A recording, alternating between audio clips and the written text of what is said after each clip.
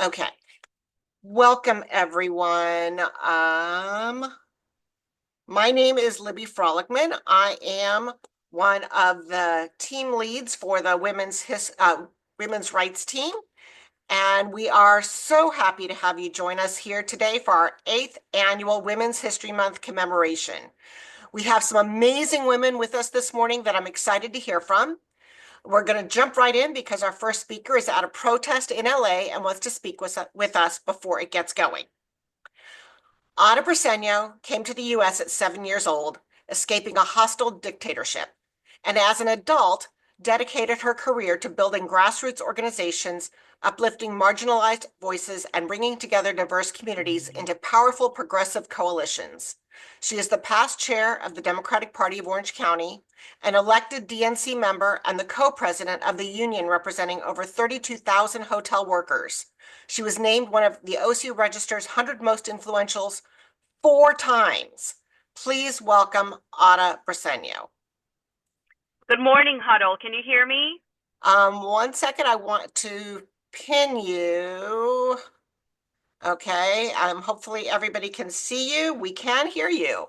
Wonderful. Again, thank you, Libby. Thank you, Huddle. I'm excited to be here and speak to you right before I get going to my march here in Los Angeles. My name is Ada Briseno, and I proudly serve as Unite Here's co-president, Unite Here Local 11. And as you heard, I'm also the former chair of the Democratic Party of Orange County, and I'm a proud woman. As a labor leader, I've worked to fight for women in the hospitality industry, for safer workplaces, for better pay, for a voice in our democracy, and for the dignity that we all deserve. But this fight isn't just one of the women in the hospitality industry. It belongs to women who has ever felt oppressed, powerless, overlooked, who has endured harassment or has been afraid to speak up. Make no mistake about it. We are stronger than they want us to believe. They've banked on us staying quiet. They've banked on us thinking that we're alone. But we're far from alone, and when we stand together, we're unstoppable. Just this week, 7 brave women from Flying Food Group at LAX showed the world their true courage and what courage looks like. They stepped out of the shadows and into the light, breaking their silence about the sexual harassment they've endured on the job. These women, immigrant, many of them who only speak Spanish, didn't just speak up for themselves. They spoke out for you and for me and for every woman who has ever been told to stay quiet, to endure mistreatment, and to believe that this is just the way things are. One of these women, Saida, hesitated to come forward at first. Like many of us, she feared retaliation, and she feared that she was alone and that she would not be believed. But she wasn't alone. Another one of her coworkers encouraged her to speak to another worker whose name is Nellie, who also became a fellow silence breaker. Together, they discovered the heartbreaking truth that they were not alone in suffering in silence. And what happened next is something we all need to learn from. These women didn't just speak out, they took action. They stood in front of LAWA, which is the authority managing the airport, and surrounded by union leaders, by educators and political leaders, and other women who showed up to say, we believe you, we stand with you, and you're not alone. With the help of the UC Irvine Worker Laws and Organizing Clinic, they filed complaints with the California Civil Rights Department, and they started a legal fight that will no doubt take a long time and be difficult, but they are unstoppable, and so are we.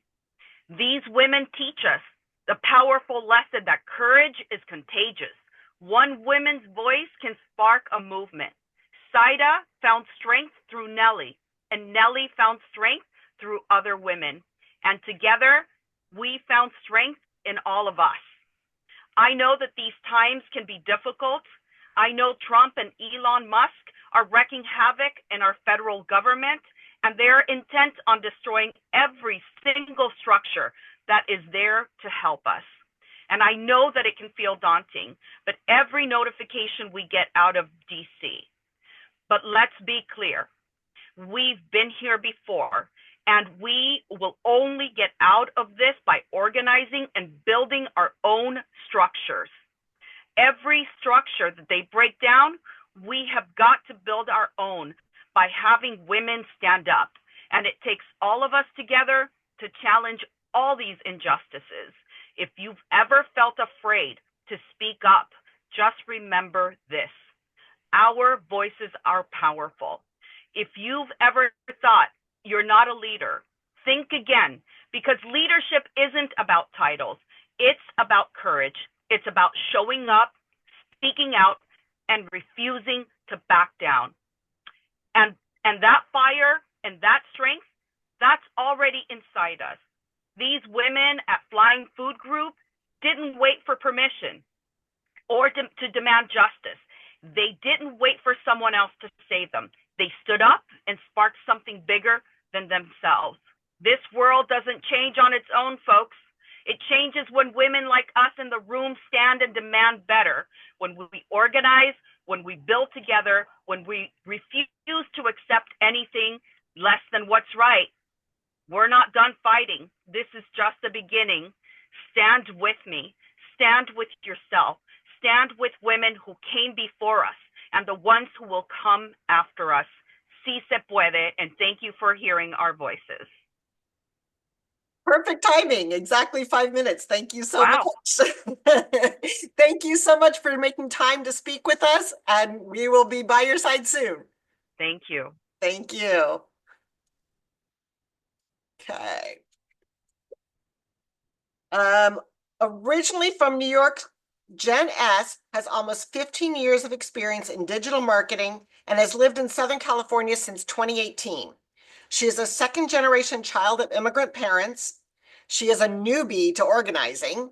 She began organizing for the 50-51 movement just on February 11th. As such, she's going to speak to us with her camera off. And here is Jen S. Hi, everyone. Can you hear me okay? We can. Great. Thank you, Ada, for that. That was so inspiring. And thank you, Libby, for inviting me to say a few words today as well.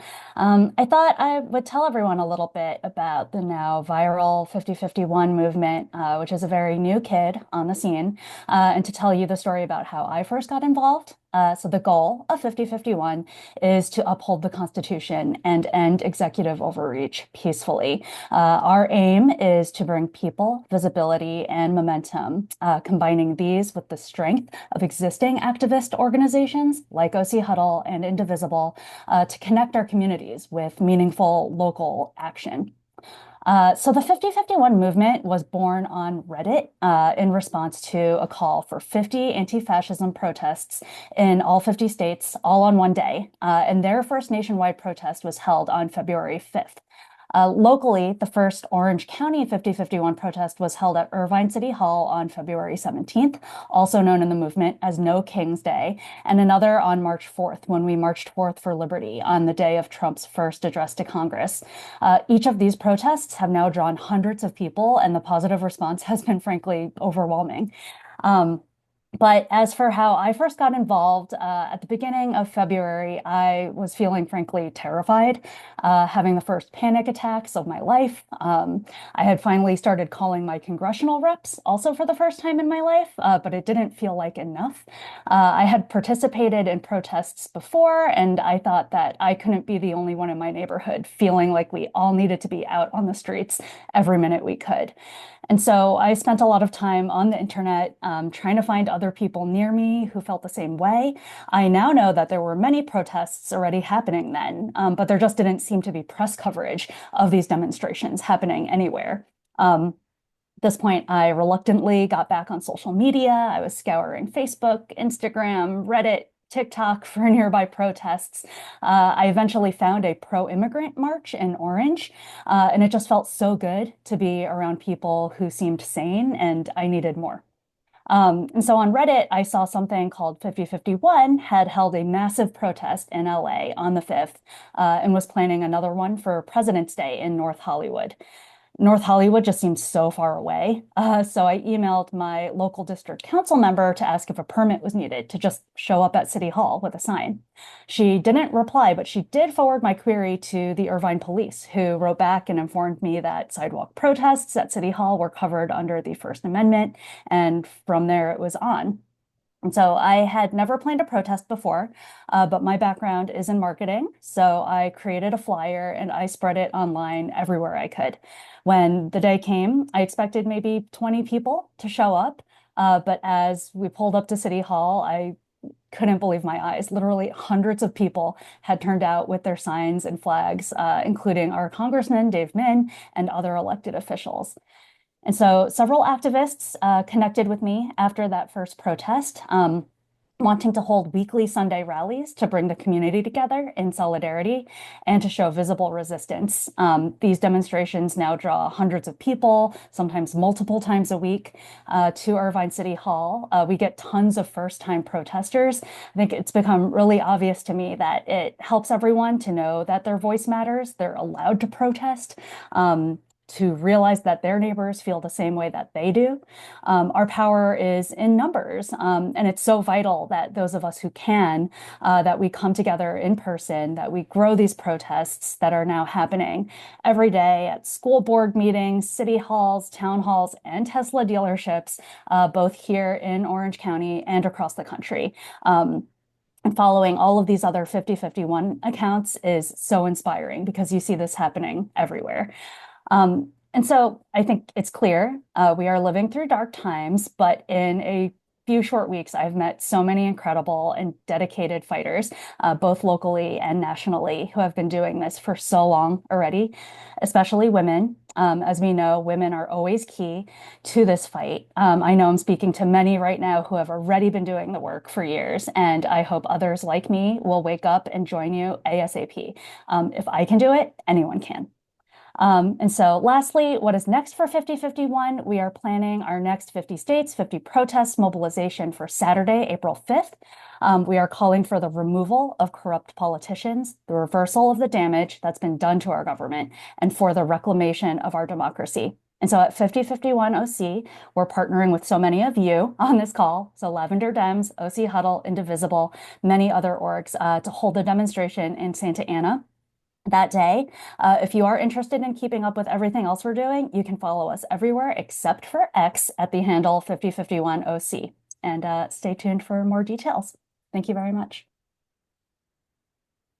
Thank you so much, Jen. It's so nice to hear from you. I have to tell you, you gave me chills when you talked about the first time driving up and seeing the hundreds of people there from something you just posted everywhere you could. And that's the way it starts. And as what you mentioned about protests everywhere, including Tesla dealerships, I know that right after this at noon today at the Tesla at Barranca and Jamboree, there's going to be a big protest, and they're doing that every Saturday at noon. So anyone that wants to jump up when we're done, that's a place you could go. Next, Carol Crane is a Newport Mesa Unified School Board trustee and immediate past president of the board. She was just reelected in 2024 for another 4-year term, proudly the only Democrat to win in a district with a +20 Republican advantage.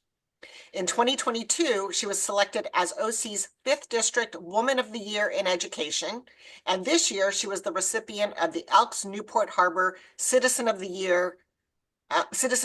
And now we'll hear from Carol Crane. Thank you. Good morning, everyone. Thank you, Libby, and thank you, OC Huddle, for giving me the opportunity to speak this morning. And, you know, we are in a strange time, but the way I look at it, especially having gone through a very bruising campaign in 2024 to be reelected in a very conservative area, is that there is hope. And I always resort to hope because we cannot look backwards and we cannot control the future, but what we can control is the present. And if you feel hope and the power of one, you can do anything. And the power of women is is something that we need to capture, because every one of us, as Ada said, is a soldier and a warrior. It's a matter of how deep you need to dig to find that warrior in you. And you're not alone. You have a village behind you. And this was very clear when I campaigned in a +20 Republican district and in a nonpartisan race. People understand the value of someone who is a good return on investment. What one has to do is work hard, and people will respect that. And for me, that was my formula to win the campaign. Local politics actually is where it happens, where we make the difference, because we can control it. And as you know, the Republican formula has been to, in a supermajority state, is to work on the local politics.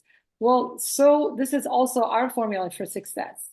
And as I watch the local areas and the governments in our local area, for example, our school board is all female. Okay, that really gives a female lens to how we govern. The Newport Beach City Council is all women. That also gives a lens to how women can make a difference. It's not all women, but the majority is women. And so our OC supervisor, Katrina Foley, just became vice chair of Orange County. That is a woman that is showing her warrior spirit and fighting for women from a woman's lens. And so what we need to remember is that we can make a difference, and we have to believe in ourselves. And it doesn't matter where you stand on that political spectrum. And there's also hope in the young. When I ran my campaign, I had 5 students that helped me in my campaign. And their lens is also very fresh. And it's also very refreshing in the sense that they also feed your will to keep going, because this is why you're doing the work. You're doing the work for the future, and they can be your inspiration as well. And the other thing about women is that on my campaign, I had about 40 volunteers, mostly women from all partisan lenses. And many of them had to find the warrior in them because they believed in my cause of representing students in my school district. They had never canvassed. They had never knocked on a door. They were scared to do that. But because they found the warrior in them, some had to dig deeper than others, they were able to show up and do the work.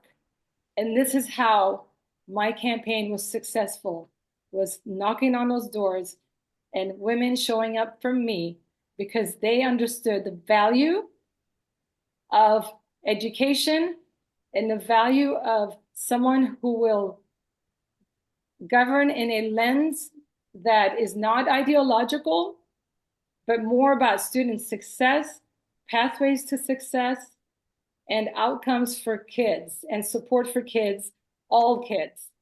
And so the fact that women showed up in my race, they were a huge factor in me winning this very bruising campaign. So as Ara said, we all need to find our warriors, the hope, the courage to move forward in an environment that is kind of every day is just a new low, right? And it's like, believe in ourselves and be able to put one step ahead of the other and keep fighting the fight, because women are warriors and we always have been, and we're not going to stop. We're going to keep going. And for example, I am proof of that. So let's just keep going and let's keep it local in the sense that this is where we can see the tangible effects of our work, because all politics starts locally. Thank you very much. Thank you very much, Carol. Great to hear from you. And some of the things you said lead right into our next speaker. Sarah Jekyll, with 2 master's degrees, one in social work and the other in public policy, is the founder and executive director of Democracy. a nonpartisan nonprofit empowering historically underserved high school girls in 33 states to be our future elected leaders. Previously, Sarah served as the Get Out the Vote director for the California National Organization for Women and as the National Outreach Director for Field Team 6. Empowering women to hold political office has been an interest since Sarah first interned at the Women's Council of the Democratic Senatorial Campaign Committee in college. Let's welcome Sarah Jekyll. Thank you, Libby. Thank you, OC Huddle. You guys, I'm here pretty fired up today because even before a few years ago, the Institute for Women's Policy found that at our current rate, we were going to reach parity in elected office in the year 2108. That is 83 years from now. And that was before Apple and Google took International Women's Day off our calendar, and we saw this overt desire to silence women's voices. So high school is the last time boys and girls think they can run for office equally. And it is exactly where democracy is investing in our young leaders to know that not only is running for office their absolute birthright, but we will provide them with the skills to get there. So we are investing in our young women in 3 ways. So first of all, as Ada said, we need to know we are not alone. Spaces like this, where we see these women in the room who care about these issues, these are critical for our high school girls as well. We are a national program, putting girls all around the country in female identifying rooms where they support each other and get to hear that they are not alone and encourage each other. The second thing we do is we pay them a stipend, because most early political pipeline opportunities are unpaid internships. And that is a barrier to entry that means only people that can afford unpaid internships can move up those critical civic pipelines. So we pay our students, and that is why we not only have 90% girls of color, but 70% first-generation Americans who are learning to advocate out of their incredibly valuable lived experience and know the steps to move forward to get into elected office. We had 3 girls in 2024 run for office out of high school, including Hafsa, who won and is now our youngest elected official in the state of Maryland. And I want to tell you why these girls not only know they can run for office, but they do. And that is the skills that we teach them. As Libby said, I have a master's in public policy, but I also have a master's in social work. I know that not only do women need the practical skills to know how to advocate for issues, how to get involved in local government, how to be public speakers, we also face different barriers as women. We are socialized to internalize imposter syndrome, perfectionism. When we do step into leadership, we face overwhelming harassment, pushback. We all know this happens. There are evidence-based social work skills to help young women with distress tolerance when they are moving out of their comfort zone, when they are facing pushback, and change that critical self-talk to empower themselves to step up into what you and I know they can do. And that is why when Grayson ran the first reproductive rights conference for youth in Chicago, she told me it was because she could overcome the imposter syndrome that had held her back from that for years because of democracy. When Desi ran for social justice chair at her school, she shared that the negative thoughts that told her she couldn't do it, she wasn't ready, she had the practical, evidence-based resiliency skills to change that self-talk, access an inner best friend, and go for her dreams.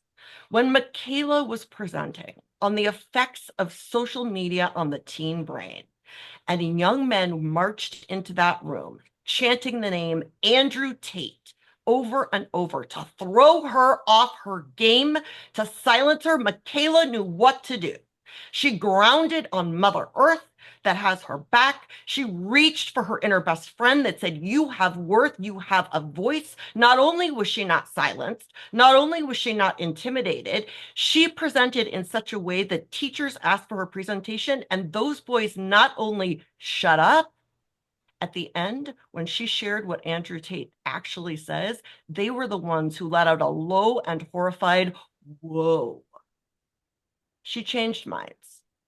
That is what we're investing in right now in our country. We are not going to stand for being silenced, and we are investing in the next generation with the practical skills and the resiliency skills to change what is coming. There is an America that has never been, but she absolutely could be. And she will be realized by these young women standing right alongside their sisters. You can find out more information about us at democracy.org. I'm going to drop in the chat our website. There are opportunities to mentor. There are opportunities to share our application. There are opportunities to support our work. And we have an upcoming event where we are training adults. I see you, Libby. Training adults in the same skills that we're teaching the girls so that you have them too, because we believe in all women. Thank you so much for being here. Thank you so much for caring about our next generation. And I am so grateful to you. Thank you. Thank you so much, Sarah. That's really inspiring. Next, Sydney Rincon, I know her name, is a soon-to-be graduate in political science and cinema studies, with involvement in democratic and student protests over the last 10 years, from Black Lives Matter to the Free Palestine movement. A lifelong resident of Huntington Beach and recently appointed ADEM delegate of District 72. Sydney will be introducing the plight of propaganda and vulnerability in community. Now here's Sydney. Thank you so much, Libby, and thank you for having me here. I'm so glad to be speaking with so many other incredible women here today and be in a room with all of you. Happy Women's History Month. I do want to start off with saying that I am 22 years old, soon to be graduate, and I've been racking my brain about what I would like to talk about and just take this opportunity to be in a room with so many incredible women. And frankly, all I could think about was how relieving it was to even have the opportunity to speak to all of you. And what came up with that was the idea that I do not feel like there is that accessible community for so many people and for so many women. And ultimately, what I recognize is that even in our online spaces, there's so much propagandization of what our political sphere looks like, not only in the federal government, within what we're presenting within the news and media outlets, but also what we're digesting and engaging with on a daily basis. And what I mean when I say that is that we're constantly being flooded by so much turmoil, by so much information about the Trump administration, about Elon Musk, about the MAGA alt-right Republicans. And ultimately, what I think we need to recognize is that they are still not the majority. When we look at who voted in the recent election, they are not the majority. I believe there was less than I think it was like 2% difference in the majority of voters that we even had. Majority of people within the United States did not even vote. So when we look at the majority had voted for Trump, we are looking at a slim majority of people who actually participated within our electoral system. And I want to highlight that because what we need to recognize is that a dying, losing empire of Nazis, of fascists, are always going to be the loudest when they are struggling to hold on to their power. And I know it's really scary and it is so infuriating to see these actions that they're able to take in legislation. But I think it's also important to recognize that we, as the majority, as educated, as emotional and empathetic women and men, people of color, people that are non-binary, people that come from all different backgrounds, sexualities, histories, countries, have the power to communicate and have effectual change with each other. I think when I feel like I've been flailing and haven't been able to find ground, Ethan, we've talked about finding friends, finding connection with our ground, with our community, with our resources, even with the one around us. I mean, I know in this room, there's so many people who have helped support me, who have helped listen to me, who I've helped listen to them. And I think one thing I really want to recognize is things that have helped root me into a sense of reality that this will not be forever, that we as a society, just even in a history, especially as women, and I know a lot of our women of color have gone through so much. And that while these little baby steps may seem impromptu, they might seem unimportant because we feel like we're backsliding, we feel like we're going back when we see Roe v. Wade being overturned, when we see that we're losing rights that our mothers and grandmothers fought for over so many years. We feel like we can never regain that ground. I think some things I want to recognize were some readings that I've been able to engage with, whether in classes or just with peers, are stories of women by women that have gone through just as much turmoil, social action, that while not everybody may be able to go out and protest or may be able to engage in office or run for office in the same way, there's still action that can be taken. And part of that is even just reading and engaging with material that allows you to be informed on your actions. Some of those would be Women Who Changed the World by Lynn Lewis. Women Artists in the Surrealist Movement by Whitney Chadwick, looking at how art can impact us, looking at how we can recognize art as a means of resistance. Gloria Steinem, Outrageous Acts and Everyday Rebellions. Era of Ignition by Amber Tamblyn. And lastly, I want to recognize the work of Audre Lorde in Sister Outsider, and recognize that while we are all frustrated, as I've heard so many of us say, while we're all angry, we're all stressed and depressed and flailing, I want to recognize, as Audre Lorde says, anger expressed and translated into action in the service of our vision and our future is liberating and strengthening. It is the painful process of this translation that we identify who are allies with whom we have grave differences and who are genuine enemies. And I know my time is up here. I just want to say one last thing, is that everyone in this room all have the same efforts and we're all working together. And I think we go out into the world, we look at our neighbors, we look at others in the grocery store, in the library, at the beach. We need to recognize that these people are not the enemy, and these are the people that we need to talk to, we need to wave, give a smile, and just recognize that more often than not, these are going to be the people that are going to help us stand up and support each other as we move forward during this time. Thank you so much. Thank you very much, Sydney. It's inspiring to hear from somebody so young that is already doing so much and is so well informed. And I really appreciate you being here this morning. Now, like so many, Amy Luna Capelli first became involved in politics after the 2016 election by marching in the 2017 Women's March. From there, she joined WAVE, Women for American Values and Ethics, and knocked on doors for Harley Ruda and Mike Levin to flip those seats in 2018. Since then, she's been heavily involved in community advocacy and electing progressive candidates through her work on several local and congressional campaigns.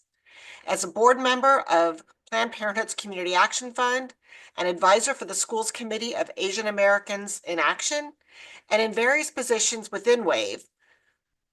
In February, Amy became WAVE's executive director. Now please welcome Amy. Hi, everybody. Thank you so much, Libby and OC Huddle, for inviting me to be part of this incredibly inspiring panel of speakers today. It's just listening to the others who've come before me here is both inspiring and humbling. I mean, to have somebody so young as Sydney, who has already probably spent more years doing this than I have. It just is, it's a great to be a part of it. So thank you.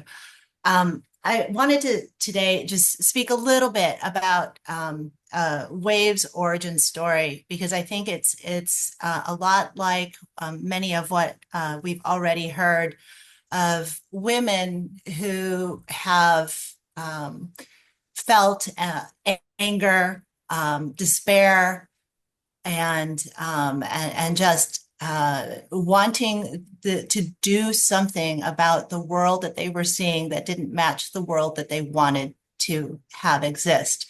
And it really all happened, after the Trump election. There was 21 women who gathered around a table with those feelings of despair and upset at basically, well, we all know.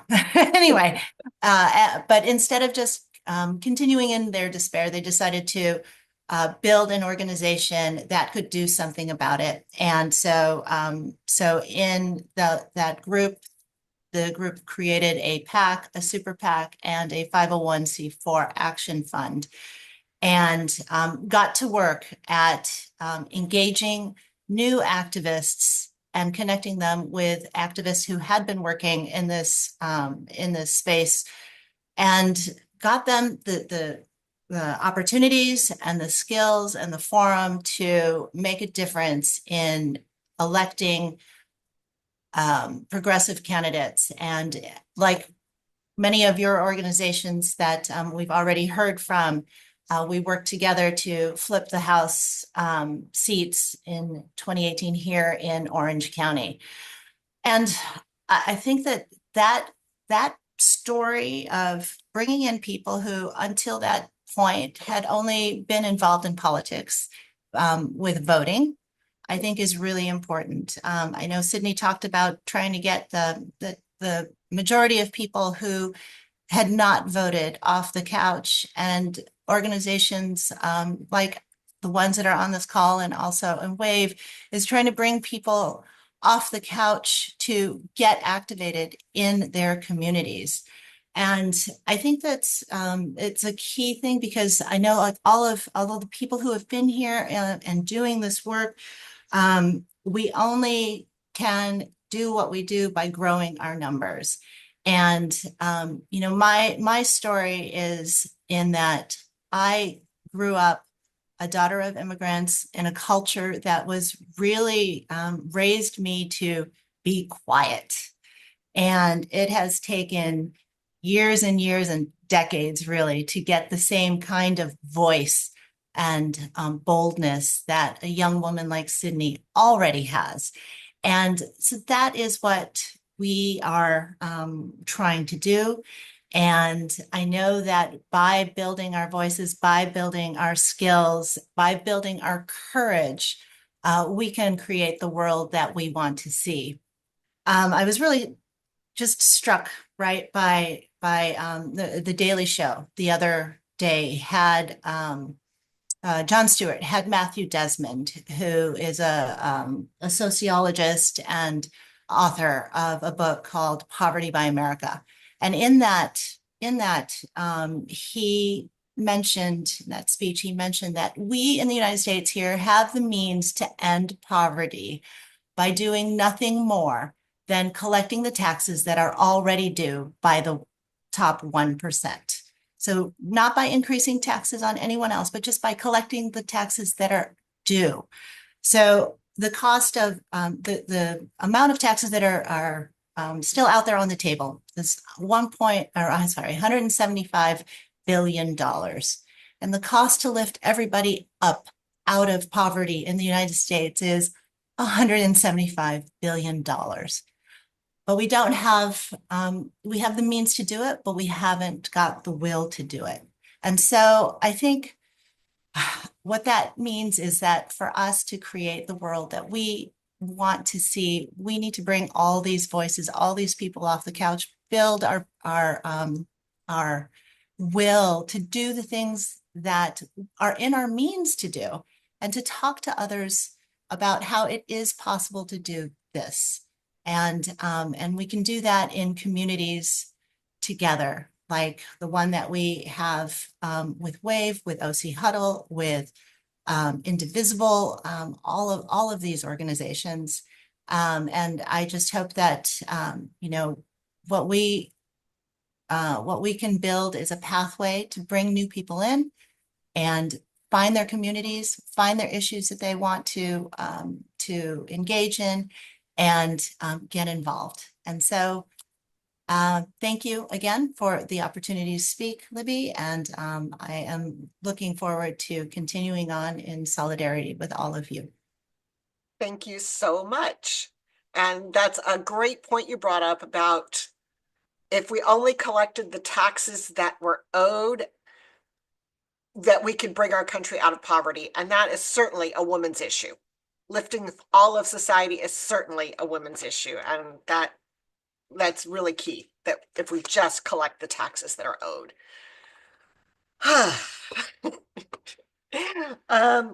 So next, Elizabeth Law is a singer-songwriter.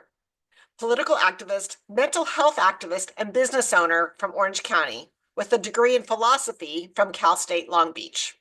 Her goal is to work for the United Nations to promote human rights and women's rights, organizing for Congressman Derek Tran in the 2024 elections.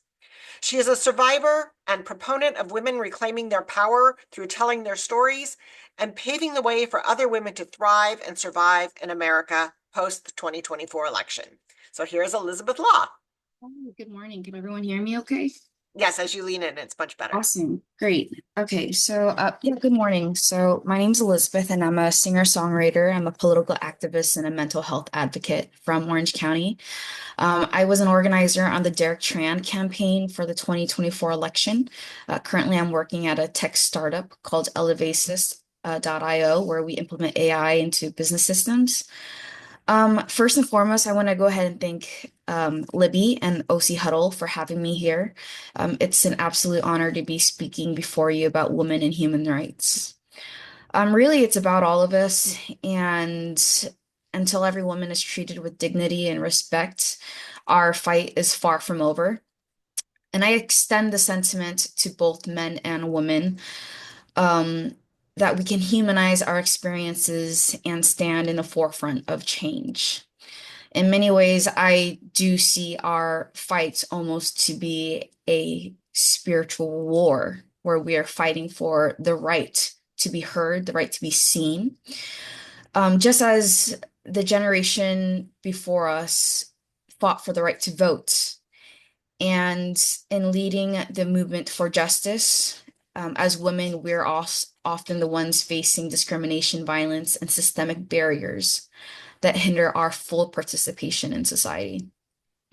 So today I'm going to be getting a little bit personal, but I do believe there's power in using our voices as women, as well as there's power in narrative, sharing our stories.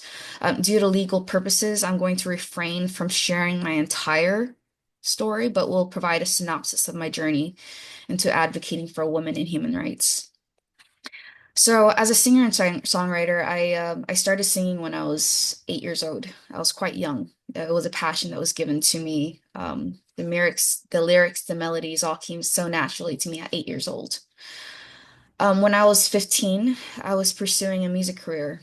I was chosen as a talent to record and sing Children's Prayer, a song that was meant to be performed at the United Nations in front of world leaders. That performance never happened. Instead, at the age of 16, I filed a police report at my local police station about my grooming and sexual abuse from my music manager. I quit singing and I quit music that year. Instead of experiencing the angst that so many of us are familiar with when it comes to our teenage years, I went into depression and an existential crisis that lasted years regarding my singing and songwriting identity and career. I didn't seek help. I didn't get therapy. And that was 10 years ago, 13 years ago in 2012. I'm 28 years now. We don't often hear about the drastic effects that that these assaults leave in the devastations of the minds and the victims who are left to live through them. But more often than not, people are sharing it in their therapy sessions. After graduating from a degree in philosophy from Cal State Long Beach, I went into law and I opened up a lawsuit against my abuser. The reality is I'm a minority in this respect. The vast majority of women remain silent in the face of their injustice. So this most recent election was my first campaign and involvement in politics. And with my involvement in politics, I have felt as though I had been campaigning not only for representation in my community, the Vietnamese American community, but also I have been campaigning for what I have felt had been a silencing of my voice for over 10 years of an inability to sing, speak out about my experiences, and talking about the injustices of men in power who dehumanize and see women as second-class citizens. The reality is, they may take away our voices, but they will not take away our stories. They will not take away our power. And as someone who has taken 10 years to come into the realization that she has power in telling her story, and that she has power in her community, and in bringing together these voices and being able to share in the advocacy of women and human rights, this is a lifelong journey, I think, for so many of us who are passionate and advocating not only for themselves, but for their communities. So as I'm speaking to you all here today, it's a testament of the resilience of the human spirit, of reclaiming our narrative and the reclaiming of our stories. The reality is 1/5 of only reported women experiencing sexual assault, I believe the number is much higher, is enough to devastate societies. It is a silent epidemic of mental health and trauma. And until more women speak out about these abuses and silence is normalized, we'll continue seeing these abuses of power from people like Donald Trump and his minions. Beyond conversations, politics, and law, we must change mindsets and encourage more women to come forward with their stories. We must change minds and hearts to provide women, men, people the courage to be vulnerable. And I know it feels like an uphill battle because every day it has felt like an uphill battle in telling my own story. But I can say that human resilience is a part of the testament of what makes us thrive. I can say I started singing again, but it's not without difficulty. There's still so much fear and anxiety that exists in my body. But I know that telling my story and courage to support other women and sharing theirs is important. And if we can dream that women can be lawyers, astronauts, politicians, and have an equal footing in the society, then we can continue in that fight, in that struggle. Women's rights are human rights. And as we all share our stories today, we carry this work forward to future generations, to our future sons and daughters, just as those before us have carried on their fight to us in this generation. Thank you. Thank you very much, Elizabeth, for sharing such an extremely personal story and revealing yourself so much, but also showing us how it's done, how to regain your power. And you went over 5 minutes, but I couldn't cut that off. That was so important. And thank you so much for being here and sharing with us. Thank you. Next, Stephanie Wade is a transgender woman, former Marine infantry officer, and educator who has been devoting herself full-time to making OC a bluer county. She is chair of the Lavender Democrats of Orange County, serves on Equality California's advisory board, is a commissioner and past chair of the Orange County Veterans Advisory, and has been a leader advocating for equity in the fire service, the rights of trans troops, and LGBT military discharge reform. I'm pleased to welcome Stephanie Wade. Thank you, Libby. I'm sorry it's a little loud. You can hear that I'm at a protest. Is it okay, Libby? It's perfect. Great. So I'm here protesting outside Camp Pendleton's main gate for transgender troops. And I want to say, look, I'm a proud transgender woman. I'm a very proud former infantry officer, and I really care about this issue. But I also really care that I was nice enough.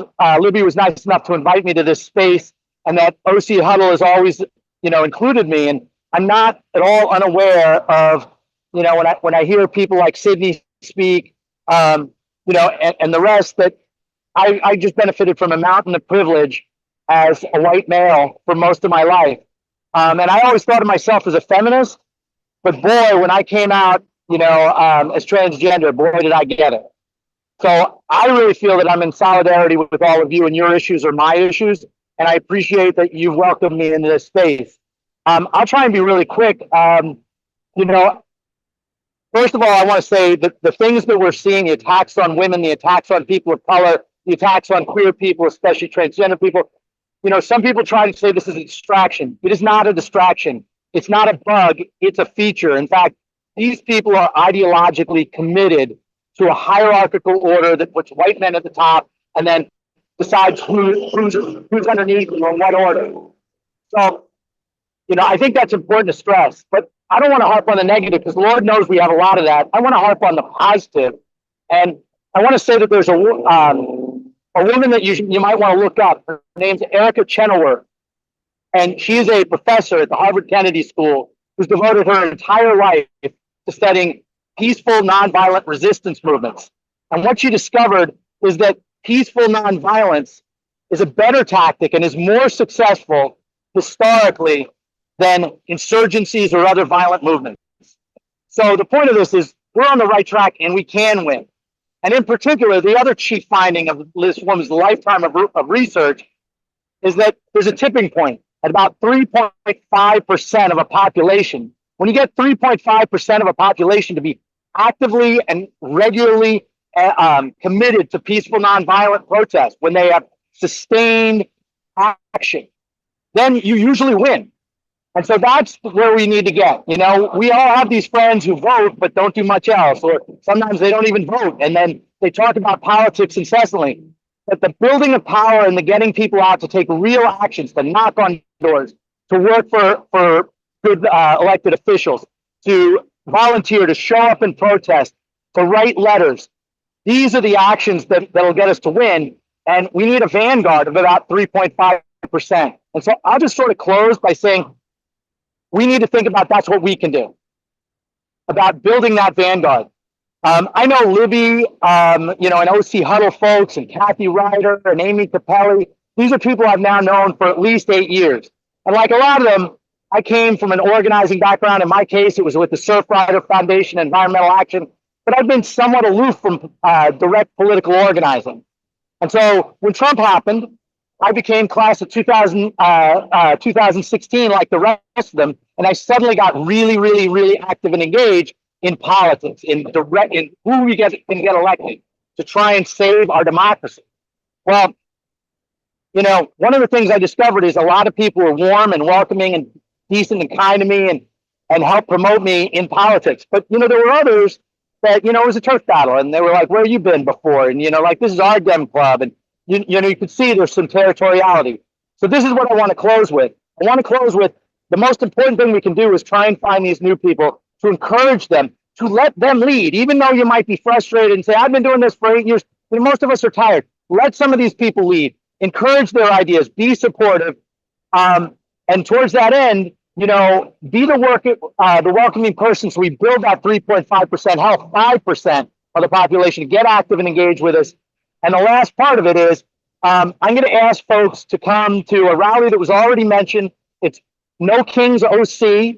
I'm organizing it with 5051, WAVE, several other organizations, the Lavender Democrats, and that's going to be on April 5th, Saturday, April 5th, at Sasser Park in Santa Ana, and at 1 p.m. And so it's a rally to save democracy. And this is an opportunity to bring in a lot of new people who don't know where to go, and then recruit them for other things. So please, we want a major turnout at that rally, at least 1,000 people. Let's make it happen. Thanks for letting me speak, Libby. Absolutely, my pleasure. Always nice to see you. And have fun out there at that protest. We need to be protecting veterans' rights as they can, and services more than anything, as they cut. So thank you for what you're doing out there. Now, move your spotlight. Natalie Mosier is a community advocate, small business owner, and former Huntington Beach Council member dedicated to building stronger, more inclusive communities. With a BA in history, an MBA, and a background in financial services and visual storytelling, she's fought to protect libraries, expand fair housing, prevent homelessness, and strengthen civic engagement. A mom to 2 teenagers and 2 dogs, she's no stranger to chaos, whether it's in politics, parenting, or making sure everyone gets to where they need to be. Let's welcome Natalie Mosier. Good morning, everyone. Thank you, Libby and OC Huddle, for organizing this, and to the presenters, Ada, Jen from 5051, Carol, Sarah, Sydney, Amy, Elizabeth, and Stephanie for their honesty, inspiring words, and perspectives, and really importantly for their bold actions and being out there in the field right now. I'm Natalie Mosier, and I'm honored to close out today's discussion. I know we're already past 11, so bear with me. I want to speak plainly because we are in a moment that demands it. The current environment is not just challenging for women, it is dangerous, it is calculated, it is a rollback disguised as a recalibration. We are witnessing a deliberate effort to erase us, our voices, our choices, our autonomy. It is happening in policy, in language, in the quiet but insidious push to return women to a time when our roles were not chosen but assigned. After I recently shared the New York Times article, "These words are disappearing in the new Trump administration," online, a friend of mine who's a professor of anthropology shared, "It is literally my job to use the words on that list. Removing them from our speech will result in a bizarre dystopian future, imaginable only by a science fiction writer. Those books and scripts have already been written, so we have an idea how this turns out." And yet here we are. Words like diversity, inclusion, equity, and even women are disappearing from government websites. Just in the last few days, references to women veterans were quietly erased from Arlington National Cemetery site. The Department of Defense has closed breast pumping rooms. The Trump administration calls this a move towards meritocracy, as if that presumes women have no merit. They are coming for our language because they know language shapes our reality. If you remove the words, you remove the conversation. If you remove the conversation, you remove the will to fight. This is not an accident. It is not just a bureaucratic shift. It is a warning shot. And let's be honest, this isn't just about language, as we all know, it is about control. When they strip away our words, they are also stripping away our rights, our ability to make decisions about our own bodies, our ability to access equal pay, affordable childcare, family leave, and workplace protections. I just don't understand in many respects why more women are not angry about this, but I think they just don't know what's happening, and that's what keeps me up at night. Are we angry enough? Or have we been made so exhausted, so overwhelmed that we can't even see what's happening in front of us? And as you all know, this is not just happening in Washington, it's happening right here in our own backyards, and you're all active in those backyards. In Huntington Beach, we've seen a city council majority try to erase human dignity from official statements, dismantle our Human Relations Committee, and take aim at our public libraries, one of the few truly free spaces where women can gather, learn, and lead. This effort to erase women is not theoretical, it is real. And we have seen it here, where a far-right majority has worked to strip away inclusive policies and rewrite the rules to serve their own agenda. The same people trying to erase words like equity and diversity from the federal websites are the same ones who dismantled it here. But here's the problem for them. Women have never needed permission to lead, to organize, to build, and to rebuild, and refuse to disappear. And we will not start now. Shirley Chisholm said, "If they don't give you a seat at the table, bring a folding chair." But I say we are far beyond folding chairs. We are at a moment where we need to be building our own tables, writing our own rules, and making it absolutely clear that we will not be erased. Because here is the truth, and you all know this, no one is coming to save us. There is no magic fix. There is no Calvary on the way. We are the Calvary, and our time is now. We each have a sphere of influence, a boardroom, a ballot, a book club, a social feed, a dinner table. Use it, speak up, challenge the erasure when you see it. Correct people when they tell you this is just how things are. Call out the hypocrisy, demand better policies, support women leaders, be women leaders. Tell your daughters the truth about what's happening, because if we don't, They will inherit a world where their choices are fewer than ours. And I and we refuse to let that happen. My daughter deserves better. Your daughters deserve better too. I want her to live in a world where she is valued and not erased, where she can dream without limits, work without barriers, and live without fear of losing her rights. But that future won't just happen. We are and have to build it. And we have to do it right now. They want us to be silent, to be small, and to be afraid. But we are here, you are here, we are speaking, we are loud, and we are just getting started. So thank you so much to Huddle and to all of you for making our future what it absolutely has to be. Thank you. Thank you so much, Natalie. That was really important. So Orange Coast Huddle was formed after the first Women's March in 2017. Back then, the message was, first we march, then we huddle. 8 years later, we're still here.